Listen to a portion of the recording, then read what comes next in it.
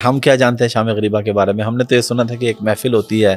ایک محفل پڑھی جاتی ہے، اس کے بعد لائٹیں بجھا دی جاتی ہیں اور زنا ہوتا ہے، یہ شام غریبہ ہے۔ ہمارے نوجوان نسل ہے، اس کو اگر آپ بتا دیں شام غریبہ بیسیکلی ہے کیا؟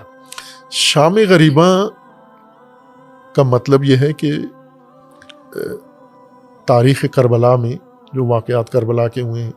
روز عاشور، صبح عاشور جنگ شروع ہوئی ہے جی، اور پھر عصر پر یہ جنگ جا کے ختم ہو گئی ہے۔ عصر کو تمام امام علیہ السلام سمیت سب انصار و اہل البیت سب شہید ہو گئے، اور اس کے بعد عمر سعد نے اور اس کے لشکر نے حکم دیا کہ یہ خیام جلا دیے جائیں سارے، اور خیمے لوٹے گئے پہلے، پھر جلائے گئے، لاشوں کو پائمال کیا گیا۔ یہ وہ باتیں ہیں جو تاریخ تبری میں لکھی ہوئی ہیں۔ تبری تو شیعہ نہیں ہے، اسی طرح بہت سارے بالکل ہسٹری تو نہ شیعہ تھی نہ سنی تھی، تاریخ تو جو اتھینٹک تاریخ ہے وہ بالکل یہ تاریخ کے حقائق ہیں کہ یہ سب کچھ ہوا ہے۔ تو وہ جو منظر تھا شہداء کے بعد کا کہ خواتین ہیں، یتیم بچے ہیں اور لاشیں ہیں، تو وہ جو پہلی شام آئی عاشور کے بعد، جی، عاشور کی جو شام ہے، چونکہ اس میں وہ جو منظر تھا، منظر کشی آپ ذہن میں فرض کر سکتے ہیں کہ خیمے جلے ہوئے ہوں، لاشیں ہوں، پائمال لاشیں ہوں اور آگ لگی ہوئی ہو اور بچے رو رہے ہوں، پیاس ہو، بھوک ہو، یہ سارا منظر تھا وہاں پر۔ تو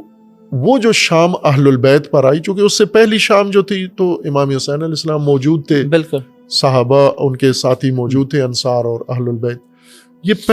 پہلا شام آئی، پہلی رات آئی جس میں ان کے بغیر یتیموں کی شام تھی، اور بیوائیں، عورتیں بیوہ ہو چکی تھیں، اور کوہرام تھا اور خیمے جل چکے تھے، یعنی کوئی پناہ نہیں تھی ان کے پاس، اسی ریت کے اوپر، گرم ریت کے اوپر انہوں نے وہ رات گزاری بھوک اور پیاس کی حالت میں۔ اس شام کو شام غریبہ کہتے ہیں، یعنی وہ ایک غربت کا منظر جو ایک مشکل شام،